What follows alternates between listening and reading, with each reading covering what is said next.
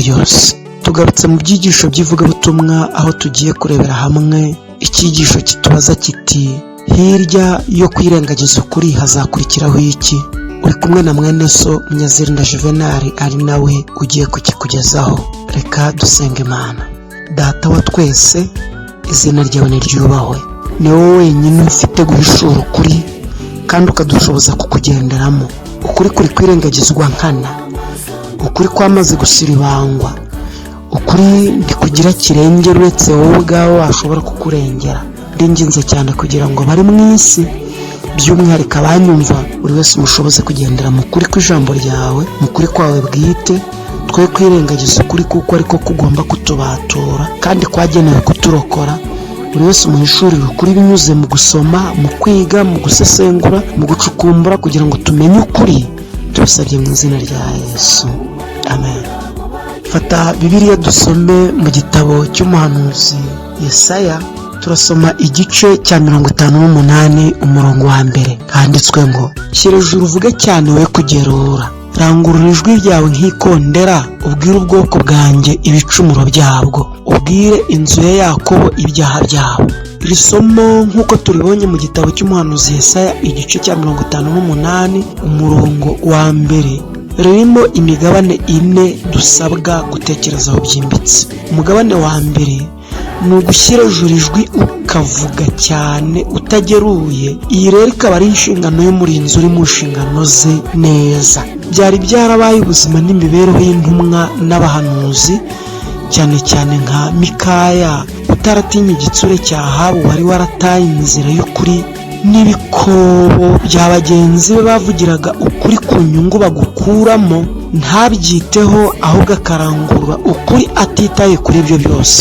Ibyo tubibona cyane mu gitabo cya mbere cy'Abami igice cya 22 umurongo wa mbere gushyika ku murongo wa 28, aho Mikaya atigeze atinya ingaruka z'ibyashoboraga kumubaho. Mwumve neza cyane nko ku murongo wa 13, aho bohereje intumwa nyuma y'abahanuzi 400 barimo na Sedekiya mwene Kenani wicurishirije amahembe y'ibyuma, bakaba barahanuraga iby'amahoro imbere y'umwami Ahabu. Umva uko byanditswe ku murongo wa 13 ngo, maze intumwa yari yagiye guhamagara Mikaya iramubwira iti, dore abahanuzi bahuje amagambo ahanurira umwami ibyiza. Ndakwinginze amagambo yawe abe nka yabo, uvuga ibyiza. Mikaya yari kuvuga ibyiza yibagiwe ibyo Uwiteka yamutegetse. Ku murongo wa 14 haranditswe ngo, Mikaya arayisubiza ati, ndahiye Uwiteka uhoraho, icyo Uwiteka ambwira nicyo ndibuvuge. Iki rero nicyo cyari ishingiro ryo kurangurura kwa Mikaya, kwari gushingira ku cyo Uwiteka yamubwiye, atari icy'ishyirahamwe ry'abahanuzi bamaze gutandukira batakaza umurongo w'ubuhanuzi. Kuko umurongo w'ubuhanuzi ugomba gushingira ku cyo Imana yavuze, ushingira ku mitekerereze y'umuhanuzi n'ikinezezwa ahanurira kugira ngo amukureho indonke. Ibi byakomeje ku murongo wa 15, aho Mikaya amaze kubazwa ikibazo n'umwami ati, mbese dutabariramo Galeyadi cyangwa se turorere? Mikaya yamusubirishije imvugo iri mu murongo w'icy'abahanuzi be bamuhanuriye. Mikaya atayemera nk'agashungo kamuhamagarira kumva neza ko umurongo uhanura ibinyuranye n'iby'Imana ari byo uwo mwami yashakaga. Maze Mikaya aramubwira ati, ngaho tabara uragira ishya, kandi Uwiteka azahagabiza umwami. Ko ariko baguhanuriye se uragira ngo nyuranye nawe nshingiye kuki? Niba rero ibyo baguhanuriye tabara, ariko nukenera guhanurirwa ibiturutse ku mwami Imana urabyumva. Ku murongo wa 16 umwami aramusubiza ati, ndakurahiza ngire kangahe kugira ngo utagira icyo umbwira kitari ukuri mu izina ry'Uwiteka? Noneho Mikaya amaze kumva ko umwami yiteguye kumutega amatwi, abaraho bose biteguye kumutega amatwi maze gukangura intekerezo zabo, aramusubiza ati, nabonye Abisirayeli bose batataniye ku misozi miremire nk'intama zidafite umwungeri. Uwiteka niko kuvuga ati, bariya ni impehe zitagira shebuja, nibasubire iwabo umuntu wese atahe iwe amahoro. Amaze kuvuga atyo umwami w'Abisirayeli abwira Yehoshafati ati, sinakubwiye ko atari bumpanurira ibyiza keretse ibibi? Ariko se ikibazo cyari ibyo Mikaya avuze, ikibazo cyari Mikaya kuri Ahabu, ikibazo cyari ikihe? Mikaya yaravuze biturutse mu kanwa k'Uwiteka, Ahabu yamuryoraga iki cyari ikibazo gikomeye, ari nacyo turiho dukurikirana. Igihe habayeho kwirengagiza ukuri, ni iki kigomba gukurikiraho? Ibi byose byakomeje kugaragarira uruhererekane kugeza aho Mikaya afashwe arafungwa, kuko ku murongo wa 26 niko babihamya. Maze umwami w'Abisirayeli aravuga ati nimujyane Mikaya mumushyiramo n'umuhungu w'umurwa nayo wasa umwana w'umwami, muti umwami aravuze ngo iki kigabo nimugishyire mu nzu y'imbohe, mukigaburire ibyo kurya by'agahimano n'amazi y'agahimano kugeza aho azatabarukira amahoro. Kandi ibi byari bimaze kuba. Sedekiya mwene Kenani yari amaze kumukocora urushyi yarukubise Mikaya. Mikaya ho yasubije Sedekiya wari umaze kuvuga ngo uwo mwuka w'Uwiteka yanyuze hava muri jye akaza kuvugana nawe. Ibyo ni inarijye guhanurira, inarijye no guhanurira kwemerwa n'abantu bitari kwemerwa n'abamaze gukizwa n'iby'iryo jambo, ahubwo agahanurira ibyiza abantu gusa kugira ngo bamwizere bamwemere, ariko atemewe n'Imana. Mu gihe Mikaya yasubije Sedekiya ati uzabimenya umunsi uzicumita mu mwinjiro w'inzu wihisha, ubwo ibyo mpanuye bizaba bimaze gusohora. Ibi rero Mikaya yongereyeho ku murongo wa 28 ati nuramuka utabarutse amahoro wowe Ahabu, Uwiteka azaba atavugiye muri jye. Kandi aravuga ati muhumve namwe rubanda mwese. Umuhanuzi rero ahagarara ku cyo yahanuye. Iyo ari umuhanuzi w'ukuri agihagararaho neza, kuko ijuru riba ryakimuhaye. Kandi umuhanuzi hari ibimenyetso bimaranga, tuzabisesengura mu mwanya wabyo. Ibi rero turimo turasesengura uko byagendekeye iri tsinda.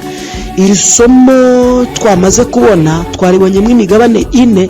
Umugabane wa mbere ni ugushyira ijuru ijwi ryawe ukarangurura, kandi ukarangurura ijwi nk'umurinzi uri mu nshingano ze neza. Tubonye Mikaya uko yari ameze, kandi turabona n'urugero rwa Yeremiya utarakecetse kurangurura kugeza ubwo asutse amaganya ye imbere y'uwamutumye, avuga mu ijwi riranguruye ati ayi Uwiteka waranshutse nemera gushukwa. Nyamara ntabwo Uwiteka ashukana. Iyi yari imyumvire y'akababaro ka Yeremiya bitewe n'uko yari abangamiwe n'ab'igihe cye, kugeza naho yicujije. Muraza kubibona mu gitabo cy'umuhanuzi Yeremiya igice cya 20 umurongo wa 7 gushyika ku murongo wa 18. Muraza kubibona naho Yeremiya yavumye umunsi yavutseho ku murongo wa 14 ndetse n'umurongo wa 17 ati kuko ntishwe ntaravuka ngo mama ambere igituro inda ye ibe urutare. Ni iki cyatumye mvukira kureba umubabaro n'umuruho ngo iminsi yanjye imarwe no gukorwa n'isoni? Ntabwo yashoboraga guceceka, kuko ibyanditswe ku murongo wa 9 w'icyo gice cya 20 bivuga ngo kandi iyo mvuze ngo sinzamuvuga haba no guterurira mu izina rye, mu mutima wanjye hamera nk'aho harimo umuriro ugurumana ukingiraniwe mu magufwa yanjye, simbashe kwiyumanganya ngo mbike ayo magambo. Ntabwo byagombaga kumukundira guceceka. Ibyo nibyo tubonye mu gihe cya Yeremiya. Na Petero nawe yishyize mu biganza bya Yesu ubwo yari umurinzi urangurura mu gihe cye, umwijima umaze kubudika mu mitekerereze y'abanyedini, mu mitekerereze y'abayobozi b'inzego bwite z'ingoma y'Abaroma. Arangurura aya magambo aboneka mu byakozwe n'intumwa igice cya 3 umurongo wa 18. Petero ntiyaceceka, ararangurura. Petero abyumvikanisha neza mu byakozwe n'intumwa igice cya 4 ku murongo wa 18 ati bongeye kubahamagara barabategeka ngo bareke rwose kuvuga cyangwa kwigisha mu izina rya Yesu. Petero na Yohana barabasubiza bati niba ari byiza imbere y'Imana kubumvira kuruta Imana nimuhitemo, kuko tutabasha kwiyumanganya ngo tureke kuvuga ibyo twabonye kandi twumvise. Ibi nibyo byari ishingiro ryo kwigisha no kurangurura kw'izi ntumwa. Umurongo wa 21 haranditswe ngo nabo bongera kubakangisha barabarekura, babuze uko babahana batinya abantu, kuko bose bahimbarizaga Imana ibyabaye. Ibi ntabwo uri bubyumve muri uyu murongo gusa, uraza no kubisanga mu gice cya 5 ku murongo wa 25 gushyika kwa 29, ahanditswe aya magambo ngo ariko haza umuntu arababwira ati dore ba bantu mwashyize mu nzu y'imbohe bahagaze mu rusengero barigisha abantu. Umurongo wa 26, maze uwo mutware n'abasirikare baragenda babazana ku meza kuko batinyaga rubanda ngo batabatera amabuye.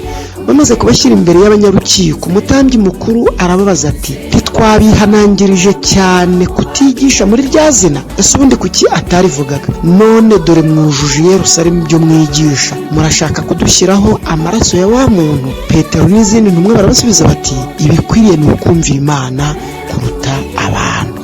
Nshuti mukundwa, uku kurangurura kuri mu kuri kudakikiye, kandi uku kurangurura kutanyuranije n'ukuri, uku kurangurura kutanyuranije n'icyerekezo itorero ryahawe gukoreramo mu nshingano ryahamagariwe, uku kurangurura kutanyuranije na Mwuka Wera ntikwashoboraga gucecekeshwa n'uwo ari we wese. Igihe cyose bikomotse ku Uwiteka ntushobora kubirwanya ngo ubishobore. Kubera iki? Urabibona ku rundi rugero rwo kurangurura rwa Yohana ari imbere ya Domisiyani. Yarababajwe ariko ntiyareka guhamya ukuri yamenye. Ibi urabisanga mu gitabo cya Ellen White cyitwa Ibyakozwe n'Intumwa ku rupapuro rwa 349 kugeza ku rupapuro rwa 354 mu cyigisho yise Patmos. Wuzuye Mwuka, urimo imbaraga za Mwuka Wera, nshuti mukundwa uteze amatwi radiyo Ijwi ry'Ibyiringiro, bene uyobowe na Mwuka w'ukuri ntacecekeshwa n'igitsure cy'ab'isi. Urundi rugero ni urwa Pawulo ari imbere y'umwami Nero, umwami wari umugome, umwami wari umwicanyi ruharwa, ari imbere ya Roma mpagani n'imbere y'Abayuda gito. Yagendanaga umwuka w'ijuru adashidikanya cyangwa ngo ahangayike, ahubwo yari afite ibyiringiro n'umunezero by'ahazaza. Ibi urabisanga byanditswe mu gitabo cya Ellen White yise Ibyakozwe n'Intumwa ku rupapuro rwa 316 mu cyigisho yise Pawulo acirwa urwo gupfa. Nshuti mukundwa, ntabwo ari aba gusa bahagaze muri iyi mpatanwa yo kurangurura no guhamya. Turabona urugero rwa Luteri, Wycliffe, Baxter, Tyndale n'abandi batatinyaga igitsure, ibikangisho n'ibihano by'ab'igihe cyabo, bona nubwo byahitana ubuzima bwabo kuko bakurikije icyitegererezo cya Shebuja Kristo wabatumye. Umugambi bari bashyize imbere ni ukurangurura ingaruka bakazishyira mu biganza by'uwabatumye. Iki nicyo cyari ishingiro ry'imibereho yabo. Muvandimwe, inshuti nkunda, aba bose hamwe n'abandi ntaboneye umwanya bari abahamya b'ukuri kw'ibyo twizera, ndetse no mu bihe by'akaga imbere ya rubanda, ndetse no mu bihome badatinya igitsure cy'ab'isi. Umugenzi wese usoje urugendo muri bo yashingaga icyapa gitukura, kikaba ikimenyetso ko yahagaze mu by'ukuri, kikaba igihamya ko yaguye ku murimo ari intwari ya Kristo. Ibaze mugenzi wanjye, nusoza uru rugendo watangiye uzavuga iki gihamya iby'imirimo yawe? Batinyaga ko ukuri batwaye kwazamo icyasha kubera ubugwari bw'umwe wo muri bo waterwa ubwoba n'ibikangisho by'umubi. Uyu muburo ni uw'ibihe byose. Dore aho bukera umurimo w'ikome ugiye gucanwa mu nzira y'abagenzi. Inyamaswa ebyiri zamaze guhuza ibiganza, zihinduka inshuti mu gutsemba burundu kuri kw'inzira ya Yesu. Izo nyamaswa mvuze zanditswe mu Byahishuwe igice cya 13. Inyamaswa yavuye mu nyanja nk'uko tubibona mu Byahishuwe igice cya 13 umurongo wa 1 kugeza ku wa 10, hamwe n'inyamaswa yavuye mu gitaka iboneka mu Byahishuwe igice cya 13 umurongo wa 11 kugeza ku wa 17. Icyazihuje ni ugutsemba amahame y'ukuri. Nta mugenzi n'umwe udakwiriye kuba maso no gushishikarira kumenya iby'izi nyamaswa, kuko igihe icyo ari cyo cyose azirengagiza kumenya amakuru n'imigambi by'izi nyamaswa ntazamenya icyerekezo n'ibigambiriwe kugerwaho, kugira ngo ashobore kumenya uko ari bugume mu bwihisho bw'isumba byose, mu mababa y'isumba byose, nk'uko umunyezaburi yabivuze muri Zaburiya 91. Muvandimwe inshuti nkunda, ese abana b'Imana bazemera ukuri kwirengagizwe burundu babirebesha amaso yabo? Ese bazemera kugendera mu binyoma byagizwe akamenyero, bareke ukuri bareba n'amaso yabo? Ntabwo mbizi, sinzi uko ubyumva, kuko twarabibwiwe ngo umwigishwa wese wa Kristo akwiriye kunyura mu nzira zabo bande abo tumaze kubona haruguru, no gukora uwo murimo azi neza yuko ntacyo abanzi bawo bashobora gutwara ukuri, ahubwo ko baguhesha ibyiza. Igihe icyo ari cyo cyose bavuga nabi ukuri, nibwo abakenera gusesengura no kumenya ukuri bashika imitarimba kugira ngo bamenye impamvu y'ibyo byose. Byanditswe ngo Imana ivuga yuko ukuri kuzashyirwa ku ruhembe rw'imbere kugira ngo kugenzurwe kandi kugirweho impaka ndetse bakwange. Imitima y'abantu izanyeganyezwa, impaka zose, igitutsi cyose n'igikorwa cyose cyo kubuza umutimanama umudendezo ni inzira z'Imana zo gukangura imitima ihunikira. Aya magambo muvuze yanditswe mu gitabo cyanditswe na Ellen White cyitwa Abahirwa ni bande, ku rupapuro rwa 33. Aha hari amategeko 3 yo kurangurura ukuri. Itegeko rya mbere ni ukuburira burinda, utaranguriye cyane. Icyo gihe umuburo ntuzagera ku ntego, kuko hari abatazumva iryo jwi ry'imbuzi kubw'ubwoba bw'umurinzi wikunze kurenza inshingano yahamagariwe. Itegeko rya kabiri ni ukurangurura ariko ugerura, bigatuma umuburo utagera ku ntego, bigahitana benshi mu batabyumvise, kandi uyu murinzi azabiryozwa. Itegeko rya gatatu ni ukurangurura bitarimo ubwenge, bishyira mu kaga aburinda utiretse. Ibi bifatwa nko kwiyahura. Iyo bwenge atari we wibereye ku ruhembe rw'imbere rw'abarinzi, bifatwa nko kwiyahura. Nyamara iyo bwenge ari we wibereye ku ruhembe rw'imbere rw'abarinzi, si ukwiyahura. Itegeko rya Yahwe ni ukurangurura cyane utagerura. Iri ni ijwi ry'impuruza rirangururira mu matwi yabo urinze, kugira ngo bahungane ingoga, kuko hari akaga. Uwiteka avuga atya ati, ninteza igihugu inkota, abantu bo mu gihugu bakishakamo umuntu ngo bamugire umurinzi, nabona inkota iteye igihugu, akavuza impanda ngo aburire abantu, maze uzumva ijwi ry'impanda wese ntiyite ku mbuzi, inkota yaza ikamurimbura, amaraso ye abe ari we azabazwa. Yumvise ijwi ry'impanda ariko ntiyita ku mbuzi, amaraso ye aba ari we azabazwa. Ariko iyo yumvira imbuzi aba yarakijije ubugingo bwe. Ariko umurinzi nabona inkota ije ntavuze impanda, rubanda ntiruburirwe, inkota niza ikagira umuntu irimbura muwo muri bo, azaba arimburiwe mu bibi bye, ariko amaraso ye nzayabaza uwo murinzi. Aya magambo yanditswe mu gitabo cy'umuhanuzi Ezekiyeli, igice cya 33 umurongo wa 2 kugeza ku wa 6. Uyu ni umuburo w'ibihe byose. Inshuti rero, reka nkwibutse ibyo Yesu yakomeresheje intumwa ze zari zishinzwe kuburira isi igihe cyabo itari yoroheye ubutumwa bwiza babwirizaga.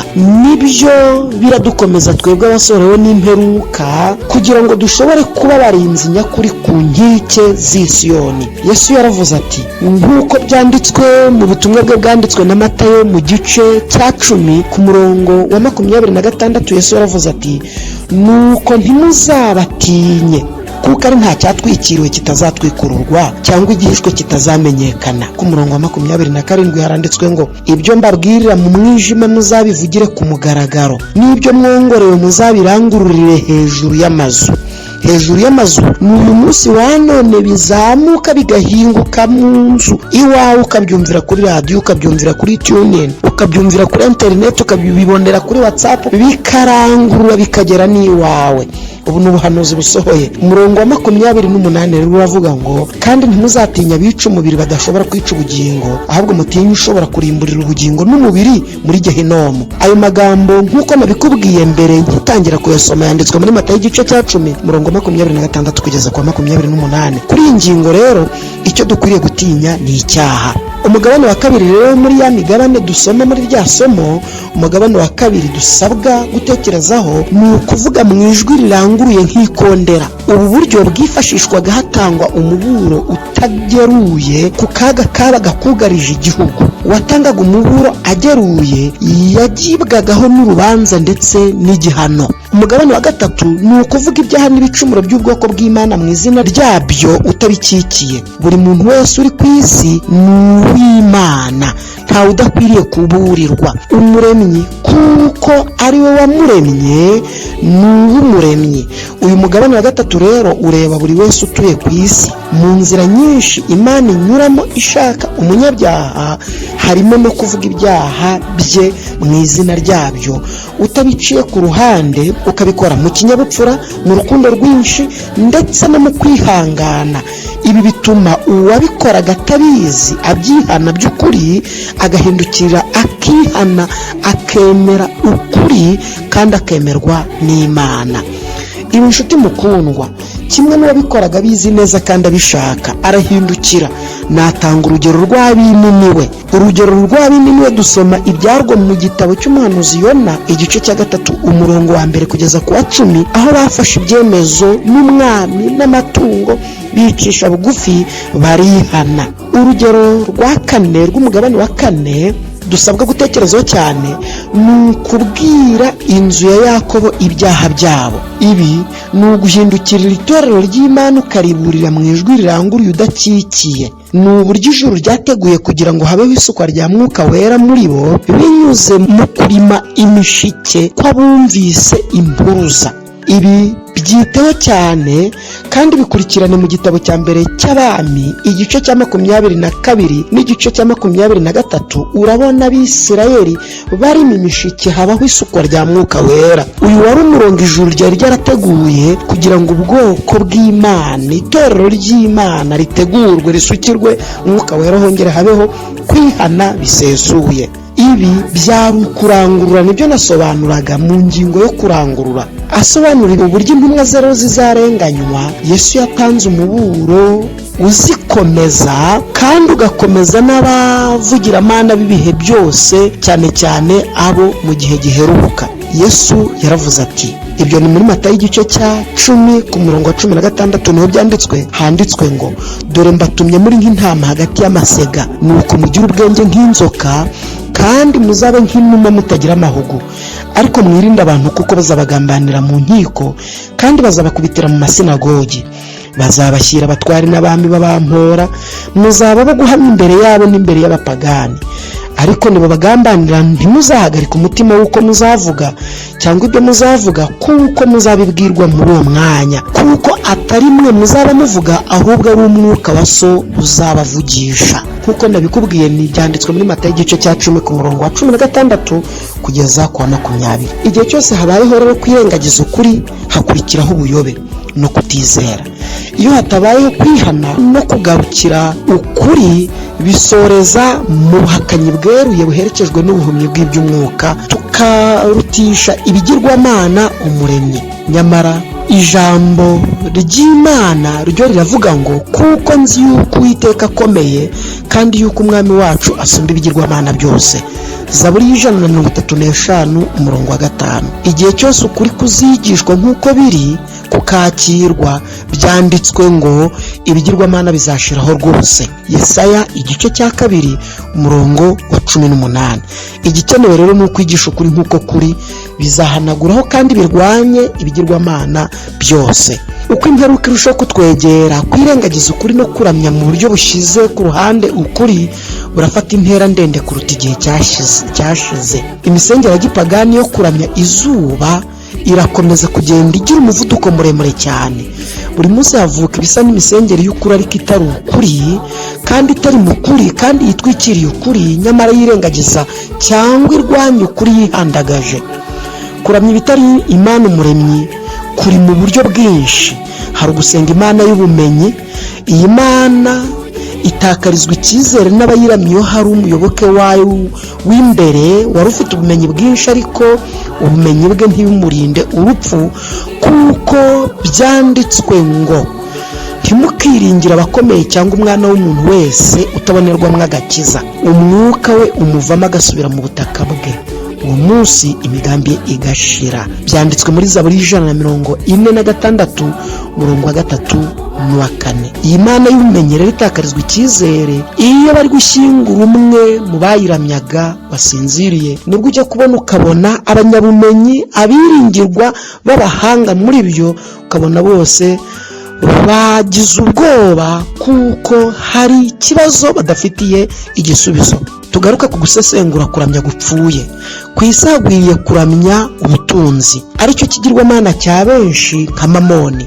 Abandi baramya Imana y'amateka hakurikijwe akarere iherereyemo n'abayiramya. Hambere aha mu Rwanda baramyaga mu buryo bwo guterekera umuzimu w'umukurambere wabo, kuraguza, kubandwa n'ubundi buryo nk'ubwo. Mu Rwanda ubu buryo bwo kuramya gupfuye bumaze kugarukana imbaraga, bwitwikiriye undi mwitero ureshya kandi ureshya cyane. Ibi bikaba bisaba rero kwigana umwete ukuri kugira ngo turebe kandi tubere umucyo abari mu mwijima, dushobore kubagarura mu kuri, kuko uku kuramya gupfuye gufite umuvuduko muremure, aho abahagarariye iyi misengere bigaragaza ku mugaragaro mu gihe mu minsi yashize aho ubukristo bwari bugifite imbaraga zo guhinduka no guhindura benshi.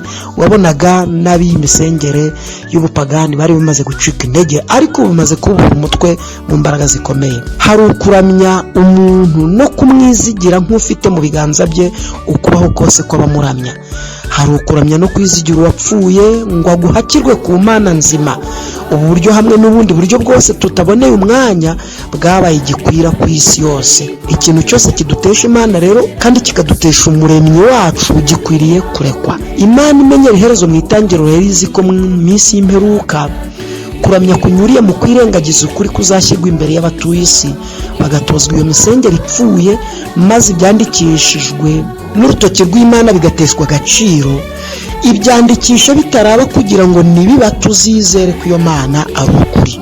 Muvandimwe, inshuti nkunda, aho utuye iwanyu, aho uri gukorera, ntekereza ko muri aka kanya bamaze gufata umwanya wo gutega amatwi abari mu burasirazuba, abari mu burengerazuba, abari mu majyaruguru, abari mu majyepfo, abari hagati mu gihugu, abari hirya no hino hanze y'igihugu. Tega amatwi wumve neza ibyanditswe mu gitabo cy'umuhanuzi Ezekiyeli igice cya 8 umurongo wa 13 gushyika ku murongo wa 18. Handitswe ngo, arongera arambwira ati, uraza kubona ibindi bizira bikomeye bakora. Maze njyana ku rugi rw'irembo ry'inzu y'Uwiteka ryerekeye ikasikazi, nuko mbona abagore bicaye baborogera Tamuzi. Tamuzi yari iki? Tamuzi bamusengaga bate? Tamuzi ibyo byatangiye ryari? Maze arambaza ati, mbese urabibonye wa mwana w'umuntu we? Uraza kubona ibindi bizira bikomeye biruta ibi. Nuko aranjyana ngeza mu rugo rw'irembo ry'inzu y'Uwiteka, maze ndebye mbona ku irembo ry'urusengero rw'Uwiteka hagati y'umuryango n'igicaniro abantu bagera nko kuri 25 bateye imigongo ku rusengero rw'Uwiteka bareba iburasirazuba, kandi basengaga izuba berekeye aho rirasira. Ubu buryo bwo gusenga izuba bwatangiye ryari? Iyobokamana ryo kuramya izuba, ukwezi n'inyenyeri si ibya none, ni ibya kera cyane. Ushobora kuvuga uti sinsenga izuba, sinsenga ukwezi n'inyenyeri, nyamara mu gihe ndi burusesengura urasanga byimbitse aho iwanyu, aho muri iyo myizerere utazi igihe yatangiriye. Baramya izuba nk'Imana yabo. Uko imisengere yagiye ihita indi gataha, kandi mu buryo bujijishije cyane ababiramya.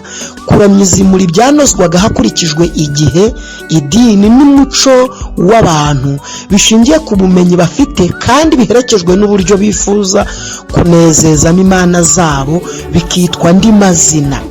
hifashishwaga amashusho cyangwa ubundi buryo bubakururira kubiramya nk'ibyo batezeho amakiriro. Abasesenguzi ba Bibiliya bavuga ko iyi misengere irwanya Imana yo kuramya imurizo mu kirere yatangijwe na Nimurodi, nk'uko tubibona mu Itangiriro igice cya 10 umurongo wa 8 gushyika ku wa 10, w'izina rye risobanura ngo ikigomeke. Kugeza ubwo ateranije isi y'igihe cye ati twigomeke ku Mana twibakira inzu ndende, uko tubibona mu Itangiriro igice cya 11 umurongo wa 2, ngo Imana nirimbuze isi umwuzure tuzahungiremo.